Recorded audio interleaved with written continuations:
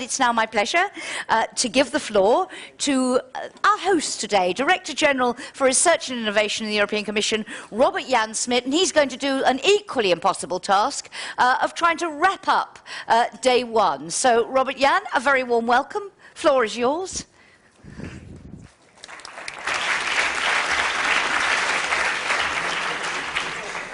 Thank you very much, Jackie, and thank you very much to everyone who has been participating so actively in today's debate. The impossible task to wrap everything up, certainly since an interesting cocktail and dinner is waiting for you. So I'll be extremely short and to the point. I think first of all I would like to start with that is to put everything into perspectives. This is not happening, this open science in isolation. It's part of an overall agenda, political agenda, of the Juncker Commission, of the Juncker administration. And you know the 10 priorities of President Juncker, and the digital single market is very, very much the place where we have put open science and the open science discussion. But let's be clear, when we talk about open science, none of the Juncker priorities, whether it's the energy union or the digital single market or Europe as a strong global actor, can be realized without the support of science and innovation. Commissioner Moedas presented to us in his keynote speech his 3 O's, his 3 priorities: open science, open innovation and open to the world. And you probably have seen from his presentation that he is a real engineer. He has been looking at Europe, the European science innovation system, over the last 7 months. He has been talking to people, he has been meeting with think tanks, he has been consulting committees, and then he came to the analysis which he presented to you today, his observation about the European system. The problem with regard to excellence, we are good, but we are not that good as we think, we need to be better. Secondly, the problem with regard to transferring the results of research to innovation, to the market. And indeed, what he also sees, we have been far too much inward looking. We are too busy with ourselves instead of reaching out to the rest of the world. And from these observations, he has come, like an engineer works, to solutions: open science, open innovation and open to the world. Now let's go back to the open science part of his 3 priorities. We have had this broad consultation, stakeholder consultation, of many of you participated in that, and we are extremely grateful for that. I want to get back slightly to the origins of the consultation. We wanted to see whether indeed the drivers of open science are indeed the key drivers recognized by the science community and by indeed the stakeholders. These are, of course, the enormous growth of data that is changing the way we have been doing research in Europe fundamentally, the availability of digital technologies, increase of the global science community. Things are not the same as in the past. If you see the number of graduates, PhDs coming out of the schools in China is impressive. So we have been identifying these elements as drivers of open science, and we wanted to have the validation whether this is really indeed recognized by the science community. And I must say that everyone really came to the conclusion that these are the key drivers. And that brought us then to, and I think I have the wrong slides here in front of me. If Sylvia is around, I think this is not the one which is the correct one. So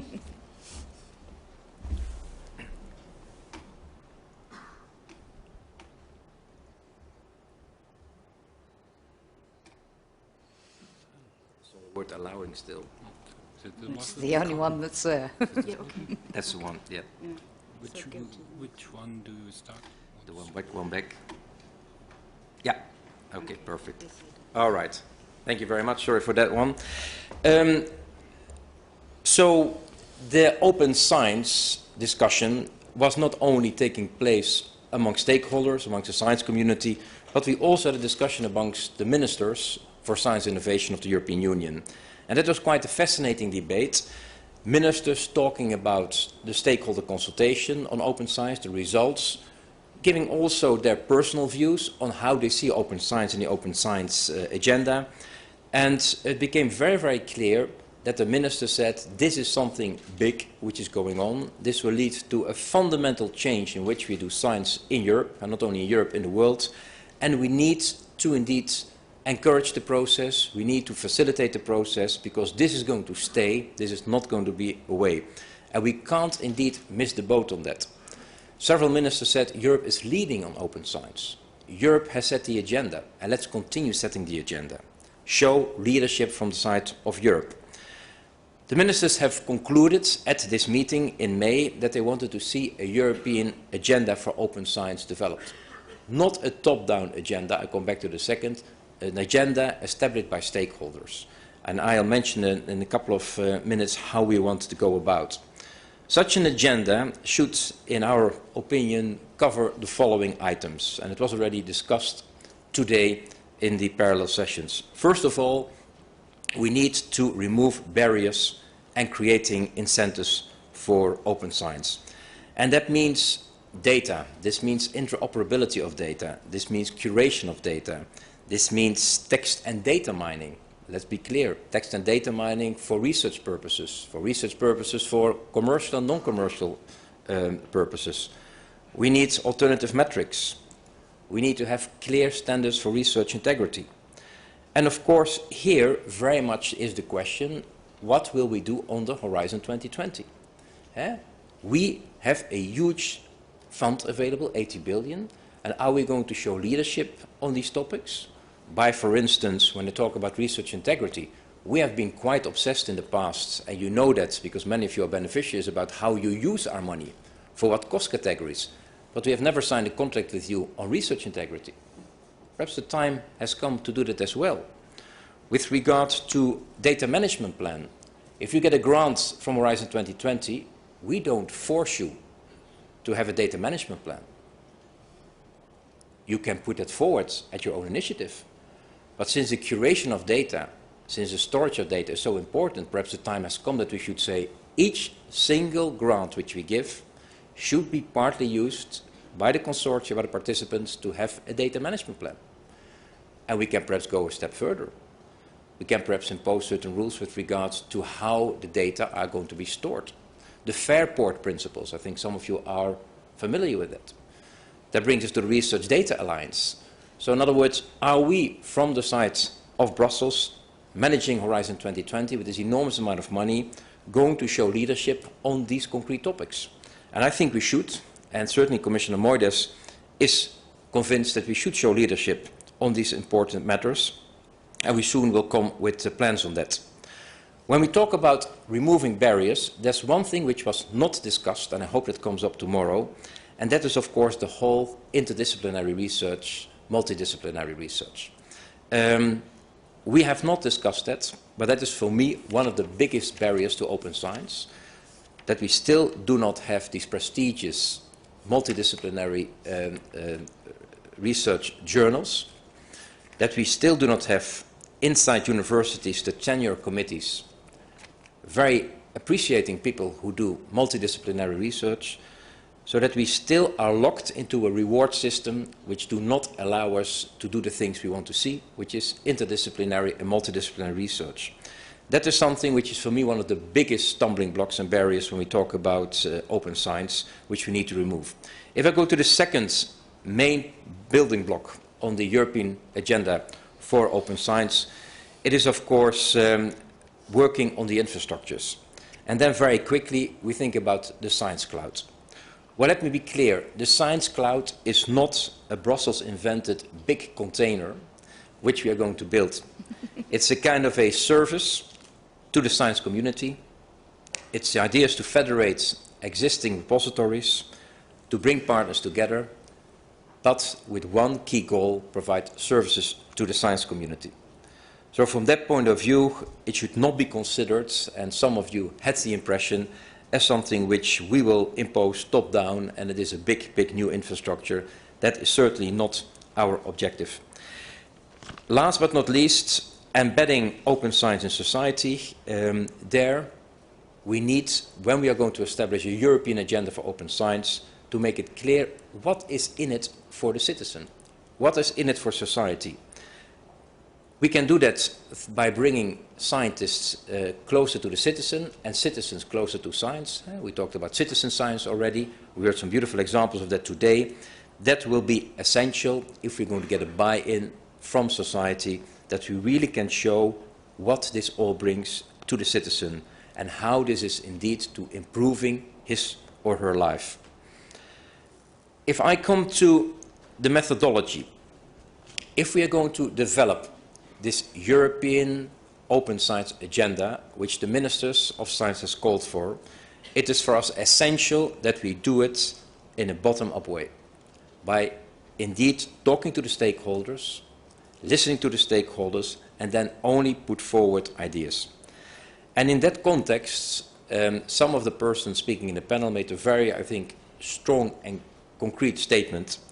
You have to be extremely careful when you are coming in from the side of Brussels or as a national authority, not to come in too early and also not to come in too late. If you come in too early, you may completely stifle the process and you may impose things which you're going to regret later.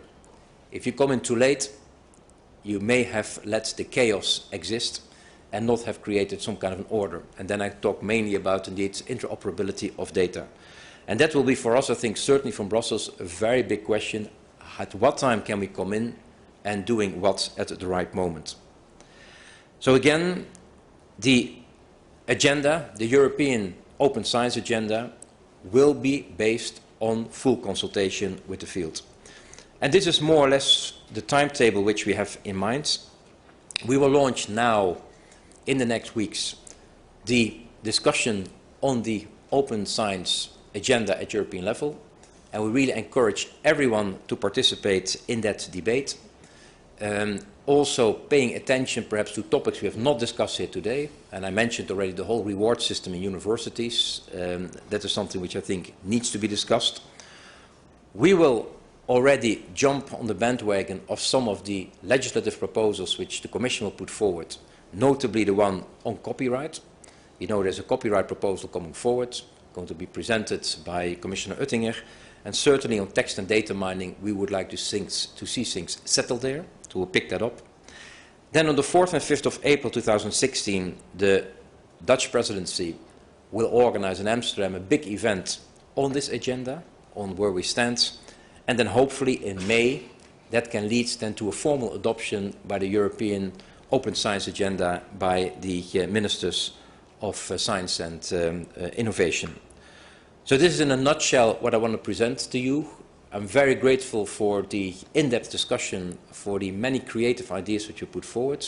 I'm very grateful to the panelists. I'm very grateful to the first-class moderator. Jackie, give her a big hand, please. Thank you. Thank you, Olga.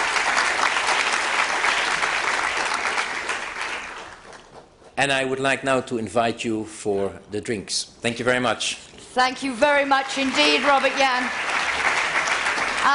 And just to say, ladies and gentlemen, a couple of housekeeping points before we end. Drinks are indeed served outside. Please do stay and join us if you can.